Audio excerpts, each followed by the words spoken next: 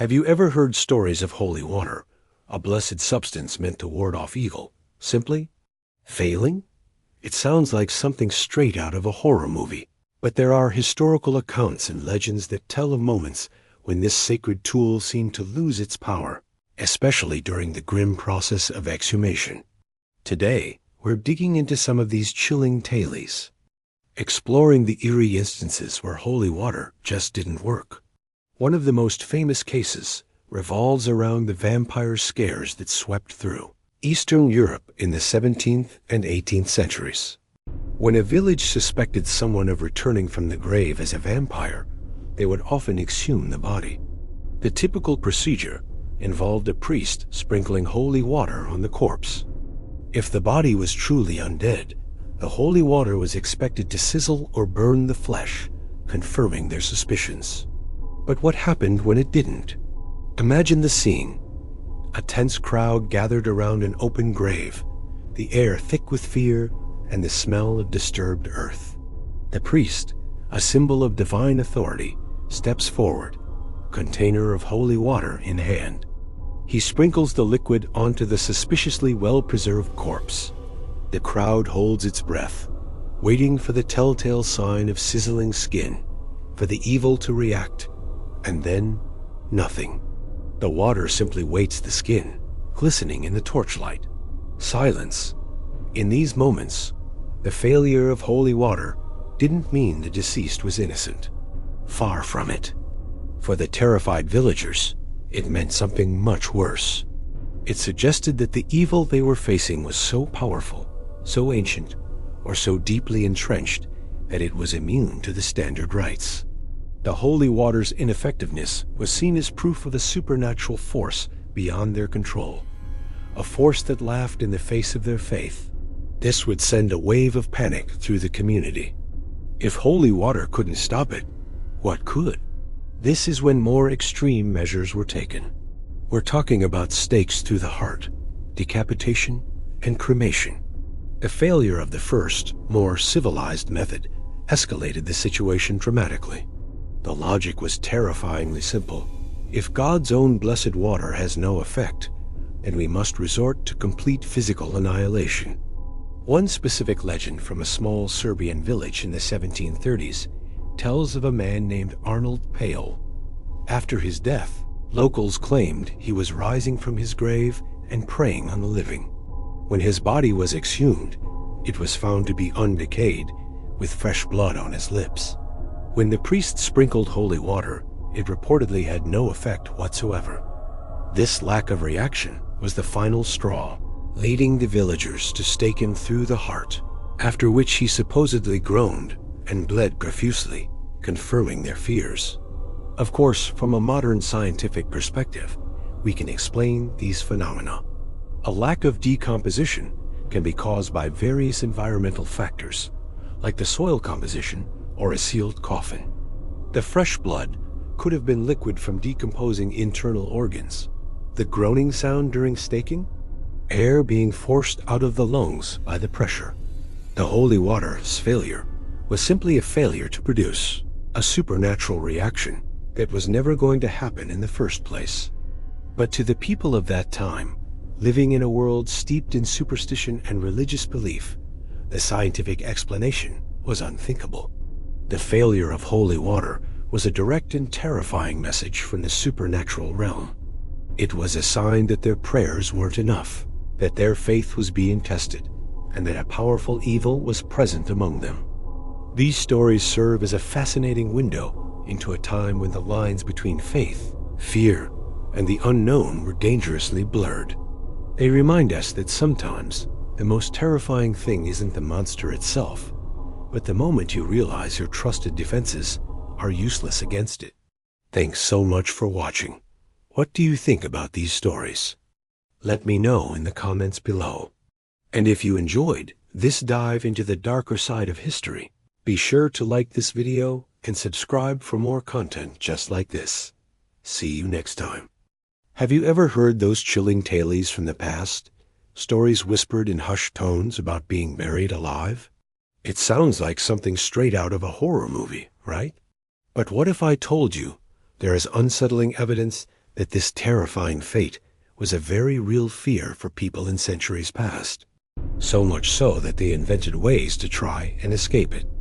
Today, we read diving deep into the history of taphophobia, the fear of being buried alive, and exploring the disturbing discovery of coffins found scratched from the inside.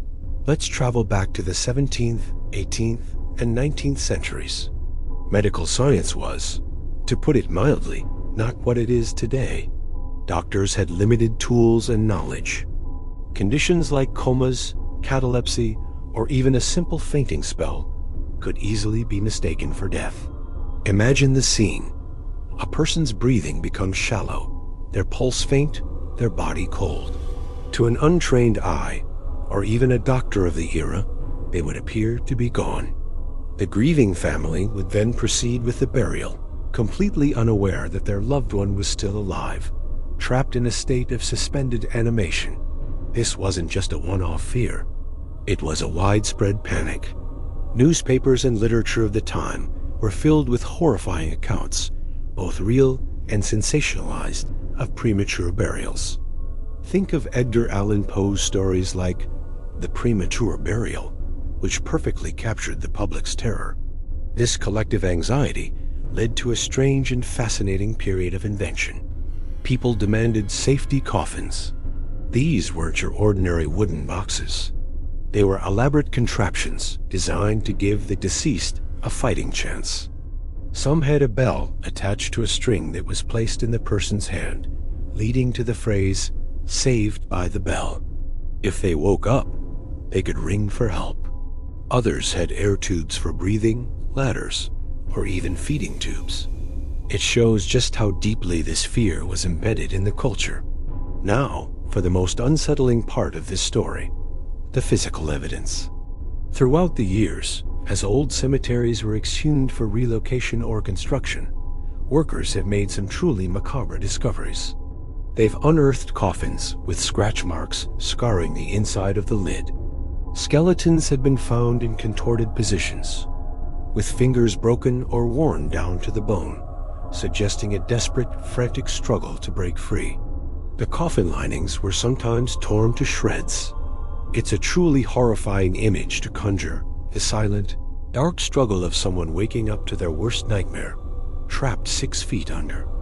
One of the most famous and well-documented cases involves a young woman named Virginia MacDonald from New York in 1851.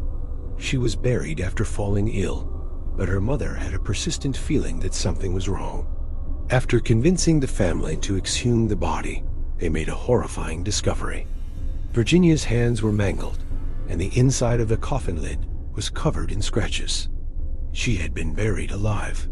Stories like hers, though tragic, were a stark confirmation of the public as fears and fueled the demand for those safety coffins we talked about. It's easy for us to dismiss this today. With modern medicine, EKGs, and brain scans, the chances of being mistakenly declared dead are almost zero. We can definitively determine when life has ceased.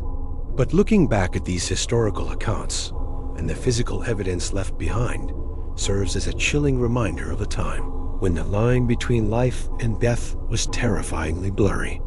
The scratches on those coffins aren't just marks on wood. They are the final, desperate testament of individuals who faced an unimaginable end. It's a dark chapter in our history, but one that shows how fear can drive innovation and how far we've come in understanding the very nature of life and death. So the next time you hear the phrase, "saved by the bell," you'll know its grim origins. What do you think is the most terrifying aspect of this piece of history? Let me know in the comments below. Thanks for watching, and if you found this dive into the dark side of history interesting, make sure to like and subscribe for more. See you next time. Have you ever heard of bodies that just don't decay? I'm not talking about ancient Egyptian mummies, but people who passed away in the last century, yet their bodies remain almost perfectly preserved, as if they only recently left us. It sounds like something out of a horror movie, but it's a real-life mystery that has baffled scientists and fascinated believers for decades.